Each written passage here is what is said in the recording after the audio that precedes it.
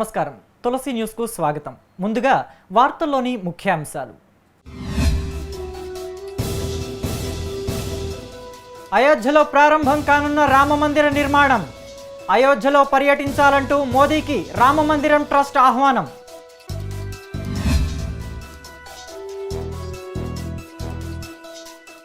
తాను విజయం సాధిస్తే ఇండియాకు అత్యధిక ప్రాధాన్యం. డెమోక్రాట్ల అభ్యర్థి జో బిడెన్ భరోసా.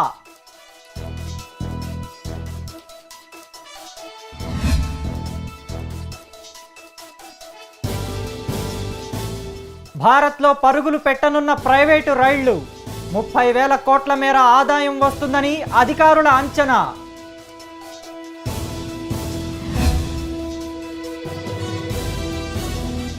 కరోనా టెస్టుల్లో తెలంగాణ తీరుపై హైకోర్టు అసహనం. కరోనా పరీక్షలు పెంచాలని మరోమారు ఆదేశం.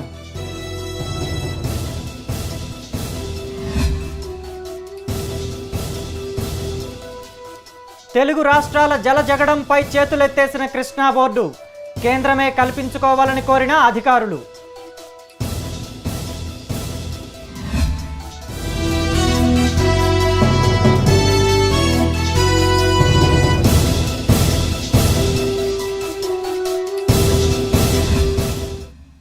అయోధ్యలో త్వరలో రామమందిర నిర్మాణ పనులు ప్రారంభం కానున్న నేపథ్యంలో అయోధ్యలో పర్యటించాలని కోరుతూ ప్రధానమంత్రి నరేంద్ర మోదీకి రామ జన్మభూమి తీర్థక్షేత్ర ట్రస్ట్ లేఖ రాసింది. ట్రస్టు అధ్యక్షుడు నృత్య గోపాల్ దాస్ స్వయంగా ఈ విషయాన్ని వెల్లడించారు. అయోధ్యలో పర్యటించి రామమందిర నిర్మాణ పనులను ప్రారంభించాల్సిందిగా ప్రధాని మోదీకి ఆయన లేఖ రాసినట్టు చెప్పారు. కరోనా వైరస్ వ్యాప్తి నేపథ్యంలో కోవిడ్ నిబంధనలు పాటిస్తూనే ఈ కార్యక్రమాన్ని నిర్వహిస్తామన్నారు. అయోధ్య పర్యటన ప్రధానికి వీలు కాని పక్షంలో వీడియో కాన్ఫరెన్స్ ద్వారా అయినా శంకుస్థాపన చేయాలని ఆ లేఖలో కోరినట్టు దాస్ తెలిపారు. రామమందిర నిర్మాణానికి ఇప్పటికే భూమి పూజ జరిగిన నేపథ్యంలో పనులను ప్రారంభించాలని భావిస్తున్నట్లు ట్రస్ట్ శ్రావణ మాసం చివరి రోజైన ఆగస్టు 5న నిర్మాణ పనులు ప్రారంభించాలని యోచిస్తోంది. మరోవైపు ఆలయాన్ని నిర్మించే ప్రదేశంలో భూమిని చదును చేసే పనులు ఇప్పటికే పూర్తయినట్లు తెలుస్తోంది. ఆదివారం రామజన్మభూమి స్థలాన్ని సందర్శించిన ఉత్తరప్రదేశ్ ముఖ్యమంత్రి యోగి ఆదిత్యనాథ్ మందిర నిర్మాణం కోసం తన వ్యక్తిగత సొమ్ము నుంచి 11 లక్షల రూపాయలు విరాళంగా అందించారు. ఈ నవంబర్లో జరిగే అమెరికా అధ్యక్ష ఎన్నికల్లో తాను విజయం సాధిస్తే ఇండియాకు తన పాలనలో అత్యధిక ప్రాధాన్యత ఉంటుందని, తమ సహజ భాగస్వామిగా ఇండియాను చూసుకుంటామని, ద్వైపాక్షిక బంధాన్ని మరింత బలోపేతం చేస్తామని డెమోక్రాట్ల అభ్యర్థి మాజీ ఉపాధ్యక్షుడు జో బిడెన్ వ్యాఖ్యానించారు. ఇండియాకు ఓ బలమైన భాగస్వామి కావాలని, ఆ భాగస్వామ్యం అమెరికాకు రక్షణ కల్పిస్తుందని చెప్పారు.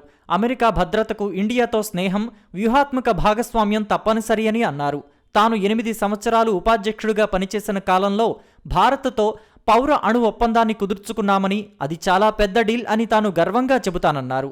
నాడు ఒబామా, బిడెన్ల పాలనలో ఏం జరిగిందో తాను గెలిస్తే మరోసారి అటువంటి సంబంధాలే ఇండియాతో ఉంటాయని భరోసా ఇచ్చారు. ఇండియాలో ప్రైవేటు ప్యాసింజర్ రైళ్లను నడిపేందుకు మరో అడుగు ముందుకు పడింది. మొత్తం 109 మార్గాల్లో 151 ఆధునిక రైళ్లను నడిపించాలని నిర్ణయించిన ఇండియన్ రైల్వేస్ రిక్వెస్ట్ ఫర్ క్వాలిఫికేషన్లను ఆహ్వానిస్తూ బుధవారం నాడు నోటిఫికేషన్ విడుదల చేసింది. ప్యాసింజర్ రైళ్ల విషయంలో ప్రైవేటు పెట్టుబడులను ఆహ్వానించడం ఇదే తొలిసారి కాగా, దీని ద్వారా 30,000 కోట్ల రూపాయల మేర ఆదాయం వస్తుందని అధికారులు అంచనా వేస్తున్నారు. గత సంవత్సరమే తొలి ప్రైవేట్ రైలుగా ఢిల్లీ లక్నో మార్గంలో తేజస్ ఎక్స్ప్రెస్ను ప్రవేశపెట్టిన సంగతి విదితమే. ఆపై వారణాసి ఇండోర్ మధ్య కాశీ మహాకాళ్ ఎక్స్ప్రెస్, అహ్మదాబాద్ ముంబై మార్గంలో మరో తేజస్ ఎక్స్ప్రెస్ కూడా పట్టాలెక్కాయి. వీటిని Indian railways and tourism corporation నిర్వహిస్తోంది. ప్రైవేటు పెట్టుబడులను ఆహ్వానించడం ద్వారా ప్రయాణికులకు మరింత మెరుగైన సౌకర్యాలు దగ్గరవుతాయని రైల్వే శాఖ అంచనా వేస్తోంది. ఇక ప్రస్తుతం ఎంపిక చేసిన 109 మార్గాలను 12 క్లస్టర్లుగా విభజించిన రైల్వే శాఖ ప్రైవేటు పరం చేయనున్న 151 ఆధునిక రైళ్లలో ఒక్కోదానికి 16 కోచ్లు ఉంటాయని, గరిష్టంగా 160 కిలోమీటర్ల వేగంతో ప్రయాణిస్తాయని అధికారులు వెల్లడించారు. కరోనా పరీక్షలు పెంచాలని, వైరస్ సోకిన వారికి ICMR నిబంధనల ప్రకారం చికిత్స అందించాలని, తామిచ్చిన ఆదేశాలను ఎందుకు పాటించడం లేదని హైకోర్టు రాష్ట్ర ప్రభుత్వాన్ని ప్రశ్నించింది. కరోనా వంటి మహమ్మారి విజృంభిస్తున్నప్పుడు దాని నుంచి ప్రజలను కాపాడటమే ప్రభుత్వ ప్రధాన విధిగా ఉండాలని చెప్పింది. రాజ్యాంగంలోని 21 అధికరణ పార్ట్ 4లో ఇదే ఉందని కోర్టు ఎత్తి చూపించింది.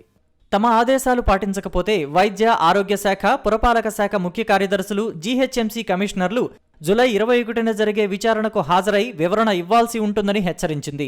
జూలై 8, 18 తేదీల్లో కోర్టు ఇచ్చిన ఆదేశాలను అధికారులు అమలు చేస్తారని భావిస్తున్నట్లు తెలిపింది. హైకోర్టు ప్రధాన న్యాయమూర్తి justice Raghavendra Singh Chauhan, justice B Vijaysen రెడ్డితో కూడిన ధర్మాసనం బుధవారం ఈ మేరకు ఆదేశాలు జారీ చేసింది. కరోనా వైరస్ కు చికిత్స అందిస్తున్న వైద్యులకు, పారామెడికల్ సిబ్బందికి పీపీఈ కిట్లు, N95 మాస్కులు ఇవ్వాలని సూచించింది. ఆంధ్రప్రదేశ్, తెలంగాణ రాష్ట్రాల జల జగడాన్ని కేంద్ర ప్రభుత్వమే తీర్చాలని కృష్ణా బోర్డు స్పష్టం చేసింది. ఇరు రాష్ట్రాల మధ్య వివాదానికి కారణమైన వివిధ అంశాలపై కేంద్రమే నిర్ణయం తీసుకోవాలని తెలిపింది. నీటి పంపకం, వినియోగం, ప్రాజెక్టుల నిర్మాణం వంటి పలు విషయాలలో రెండు రాష్ట్రాల మధ్య తీవ్ర వివాదాలు కొనసాగుతున్నాయి. ఈ అంశాలపై బోర్డు పలుమార్లు ప్రత్యేక సమావేశాలు నిర్వహించింది. అయినా ఏ ఒక్క అంశంలోనూ ఏకాభిప్రాయం కుదరలేదు. ఈ నేపథ్యంలో పలు అంశాల్లో తుది నిర్ణయం తీసుకోవాలంటూ కేంద్ర ప్రభుత్వానికి కృష్ణా బోర్డు వేరువేరు లేఖలు వ్రాసింది. పట్టిసీమ నుంచి ఏటా సుమారు 100 టీఎంసీల గోదావరి నీటిని ఏపీ ప్రభుత్వం తరలిస్తోంది.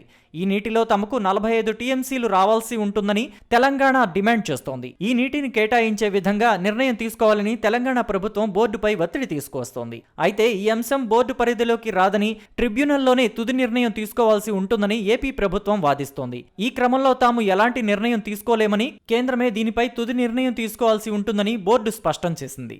కరోనా కల్లోలం ప్రపంచవ్యాప్తంగా ఎలా ఉందో చెప్పేందుకు ఇది ప్రత్యక్ష ఉదాహరణ. కరోనా మహమ్మారి కారణంగా ప్రపంచ ఆర్థిక వ్యవస్థ కుదేలు కాగా కోట్లాది మంది ఉద్యోగాలు కోల్పోయి రోడ్డున పడ్డారు. తాజాగా అంతర్జాతీయ కార్మిక సంస్థ విడుదల చేసిన నివేదిక ప్రపంచ వ్యాప్తంగా ఉన్న ఉద్యోగుల గుండెల్లో గుబులు పుట్టిస్తోంది. ఈ ఏడాది ద్వితీయార్ధంలో 34 కోట్ల ఉద్యోగాలు ప్రమాదంలో పడే అవకాశం ఉందని ILO హెచ్చరించింది. ప్రపంచ పని గంటల్లో ఇది 11.9% సమానమని నివేదికలో పేర్కొంది. అంతేకాక ఇప్పటికే ఈ ఏడాది రెండో త్రైమాసికంలో ప్రపంచ పని గంటలు 14% తగ్గినట్లు తెలిపింది. ఇది ఇంచుమించు 400 మిలియన్ ఉద్యోగాలు కోల్పోయిన దానికి సమానమని వివరించింది. అభివృద్ధి చెందుతున్న దేశాలలో ఆర్థిక వ్యవస్థల ఫలితాలు పేలవంగా ఉన్నాయని ILO డైరెక్టర్ జనరల్ గై రైడర్ పేర్కొన్నారు. కాంగ్రెస్ పార్టీ ప్రధాన కార్యదర్శి ప్రియాంక గాంధీ తన లుథెన్స్ బంగ్లాకు చెల్లించాల్సిన అద్దె బకాయిలను చెల్లించారు. నిన్న తాను ఉంటున్న 35 లోధి ఎస్టేట్ను ఖాళీ చేయాలని కేంద్రం ఆదేశించింది. ఇదే సమయంలో ఆమెకు కల్పిస్తున్న స్పెషల్ ప్రొటెక్షన్ గ్రూప్ భద్రతను కూడా తొలగించారు. ఈ నోటీసులు అందుకున్న గంట వ్యవధిలోనే ప్రియాంక గాంధీ బకాయిలు చెల్లించినట్లు ప్రభుత్వం పేర్కొంది. తన నివాసానికి కట్టాల్సిన అద్దె బకాయిలను ప్రియాంక గాంధీ ఆన్లైన్ పేమెంట్ విధానంలో చెల్లించారు. జూన్ 30 నాటికి ఆమె ఒక్క పైసా కూడా బకాయి లేరు అని గృహ నిర్మాణ, పట్టణ వ్యవహారాల మంత్రిత్వ శాఖ తెలిపింది. ఆమె మొత్తం 3,46,677 రూపాయలు చెల్లించారని వెల్లడించారు. ప్రియాంక గాంధీ బకాయిలు చెల్లించినప్పటికీ ఆమె నెల రోజుల వ్యవధిలో ఇంటిని ఖాళీ చేయాల్సిందేనని, ఆగస్టు 1 తర్వాత ఆమె అదే ఇంట్లో ఉంటే నిబంధనల ప్రకారం చర్యలుంటాయని చెప్పారు. 2012 నుంచి 2018 మధ్య ముంబై ఎయిర్పోర్టులో జరిగిన నిధుల అవకతవకలపై హైదరాబాద్ కేంద్రంగా నడుస్తున్న GVK group of companies chairman G Venkatakrishna Reddy, Mumbai international airport limited కంపెనీస్పై సిబిఐ కేసు రిజిస్టర్ చేసింది. ఇదే కేసులో ఎయిర్పోర్ట్ అథారిటీ ఆఫ్ ఇండియా అధికారులు పేర్లను, కొన్ని ప్రైవేటు సంస్థలకు చెందిన 9 మంది ఇతర పేర్లను కూడా సిబిఐ పేర్కొంది. GVK airport holdings, airport authority of India, కొన్ని ఇతర విదేశీ కంపెనీలు కలిసి జాయింట్ వెంచర్గా ముంబై ఇంటర్నేషనల్ ఎయిర్పోర్ట్ లిమిటెడ్ను ప్రారంభించగా జీవీకేకు 50.5%, ఏఏఐకి 26% వాటాలు ఉన్నాయి. ఇక ఈ కేసులో జీవీకే రెడ్డితో పాటు MIAL MDగా ఉన్న జీవి సంజయ్ రెడ్డి పైన సిబిఐ FIR దాఖలు చేసింది. 2006లో కుదిరిన ఒప్పందం ప్రకారం MIAL విమానాశ్రయాన్ని నిర్వహిస్తూ వచ్చిన ఆదాయంలో 38.7% ఏఏఐకి వార్షిక ఫీజుగా చెల్లించాలి. మిగతా ఆదాయంతో విమానాశ్రయాన్ని ఆధునీకరించడం, కార్యకలాపాల నిర్వహణకు వినియోగించుకోవాలి. అయితే ఈ కేసులో నిందితులుగా పేర్కొన్న వారు 9 ప్రైవేటు కంపెనీలకు బోగస్ కాంట్రాక్టులు ఇవ్వడం ద్వారా 310 కోట్ల రూపాయల నిధిని పక్కదారి పట్టించినట్లు ఆరోపణలు ఎదుర్కొంటున్నారు. టిక్టాక్ యాప్ను భారత్ నిషేధించిన తర్వాత అమెరికాలోనూ దీనిని నిషేధించాలంటూ అక్కడ ప్రజా ప్రతినిధులు డిమాండ్ చేస్తున్నారు. ఈ యాప్ దేశ భద్రతకు ముప్పుగా పరిణమించే అవకాశం ఉందని, కాబట్టి వీలైనంత త్వరగా దీనిని నిషేధించాలని కోరుతున్నారు. టిక్టాక్ యాప్ను నిషేధించిన భారత్కు మద్దతుగా సెనేటర్ జాన్ కొర్నిన్ ట్వీట్ చేశారు. అమెరికా ఇప్పటికే దీనిని నిషేధించి ఉండాల్సిందని రిపబ్లిక్ ప్రతినిధి రిక్ క్రాఫర్డ్ అభిప్రాయపడ్డారు. కాగా అమెరికాలో 4 కోట్ల మంది టిక్టాక్ను వాడుతున్నారు. వీరిలో ఎవరైనా చైనా అధికారిక కమ్యూనిస్టు పార్టీపై వ్యాఖ్యలు చేస్తే యాప్ అసంకల్పితంగానే దానిని డిలీట్ చేస్తోందని అమెరికా జాతీయ భద్రతా సలహాదారు రాబర్ట్ ఓబ్రైన్ పేర్కొన్నారు. 70 ఏళ్లలో సాధ్యం కాని ఆర్టికల్ 370ని 70 గంటల్లో రద్దు చేసిన ప్రధాని మోదీ 2030 వరకు అదే పదవిలో కొనసాగుతారని బీజేపీ ప్రధాన కార్యదర్శి రామ్ మాధవ్ జోస్యం చెప్పారు. మోదీ అధికారంలోకి వచ్చిన తరువాత ఒప్పందాలు చేసుకోవడం లేదని పోరాటం చేస్తున్నారని అన్నారు. కరోనా వైరస్ను నియంత్రించడంలో కేంద్రం సఫలమైందన్నారు. కేంద్రం చూపిన ఇదే శ్రద్ధను రాష్ట్రాలు కూడా చూపించాల్సి ఉందన్నారు. ఉమ్మడి వరంగల్, ఖమ్మం జిల్లాలతో బీజేపీ జన సంవాద్ వర్చువల్ సభలో పాల్గొన్న రామ్ మాధవ్ మాట్లాడుతూ తెలంగాణలో కరోనా వైరస్ రోజురోజుకు మరింత విస్తరిస్తుండటంపై తీవ్ర స్థాయిలో మండిపడ్డారు.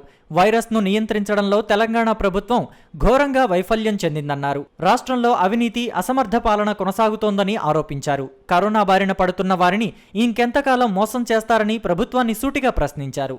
సగం పూర్తయిన కాళేశ్వరం ప్రాజెక్టును చూపించడం తప్ప కేసీఆర్ చేసేది మరేమీ లేదని విమర్శించారు. వార్తలు ముగించే ముందు ముఖ్యాంశాలు మరొకసారి. అయోధ్యలో ప్రారంభం కానున్న రామమందిర నిర్మాణం. అయోధ్యలో పర్యటించాలంటూ మోదీకి రామమందిరం ట్రస్ట్ ఆహ్వానం.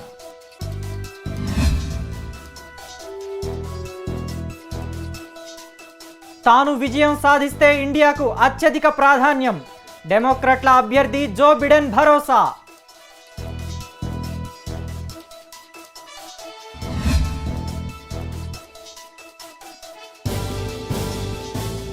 భారత్లో పరుగులు పెట్టనున్న ప్రైవేటు రైళ్లు. 30,000 కోట్ల మేర ఆదాయం వస్తుందని అధికారుల అంచనా.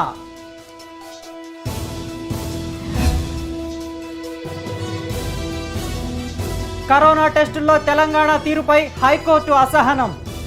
కరోనా పరీక్షలు పెంచాలని మరోమారు ఆదేశం.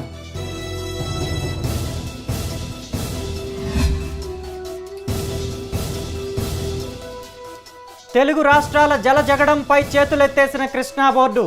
కేంద్రమే కల్పించుకోవాలని కోరిన అధికారులు. ఈ వార్తలు ఇంతటితో సమాప్తం. నమస్కారం.